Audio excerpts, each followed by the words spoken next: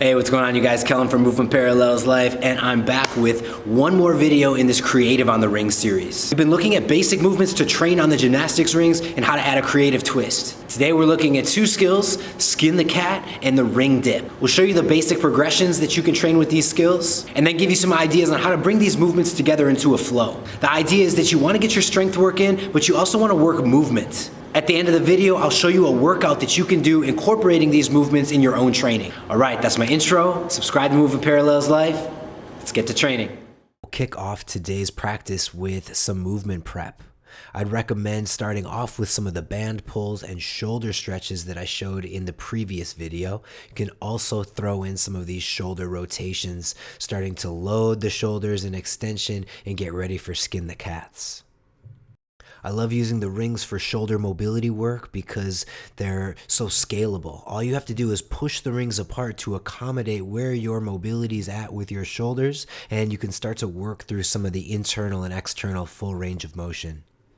Having the rings in a low position like this allows you to maintain contact with the ground and safely explore internal rotation of the shoulder. This movement requires a lot of strength and stability through a full range of motion. Right now, we're just checking in, building confidence, and laying the foundation for later progressions.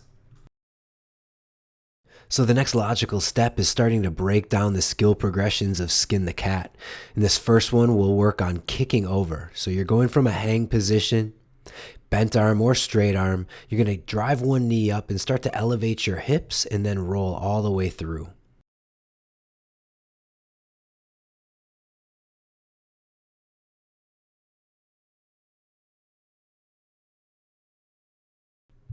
Next, you're going to try a forward pullover. If you have trouble kicking back, you might find that this is actually an easier progression to get started with.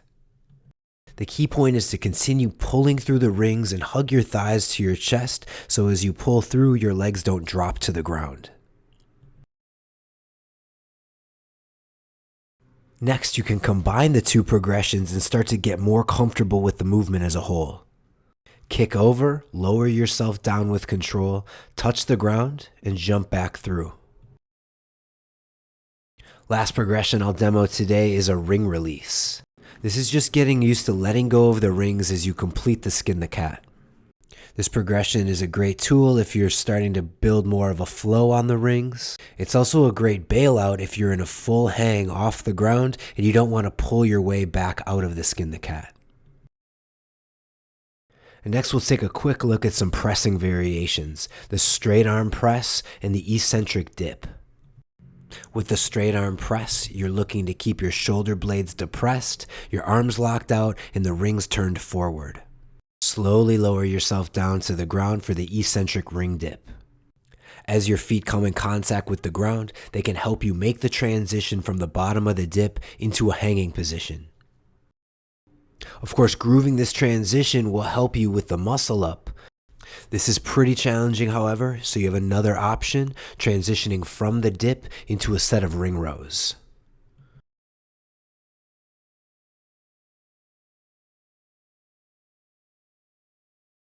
So we've got these primary skills of the skin the cat and the straight arm press and the ring dip. These are foundational in terms of ring training. Now let's give you some ideas for integration and flow. This is an example of blending the straight arm press, the eccentric dip, and some of the hanging progressions we explored in the first video. These flow sets are a great way to add conditioning to the muscles and joints through time under tension.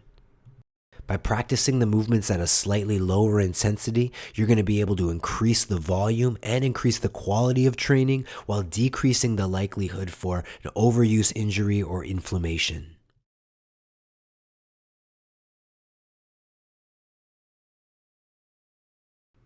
And one more flow demonstration here will show an integration of swinging and those skin the cat progressions. The low rings are a great place to not only build your confidence, but build smarter shoulders. These movements are dynamic and athletic. They take a high degree of coordination.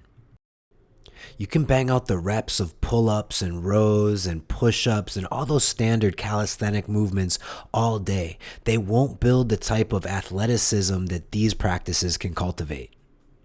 Now, I'm not saying one is better than the other, but I'm saying they work together to build a smarter, stronger body. And that's the type of body that can go into different environments and perform. Go bouldering, climb trees, hit the monkey bars. It doesn't matter because you have the confidence to go into these different spaces, perform, and stay safe. This approach requires patience. It definitely takes a little bit longer because you're building a more solid foundation. And that's exactly what's required to build a body that looks good, is functional, and performs on demand. So now that you've seen the movements, here's a workout that'll pull together these pieces. You can try it out on your own and keep building your foundation. I hope you like the workout. Let me know how it goes. If you like the video, please give it a thumbs up, subscribe to the channel, and if you're really digging my approach to movement training, check out my Patreon community where I share exclusive content. That's all for now. Go get on those rings, and I'll see you in the next video.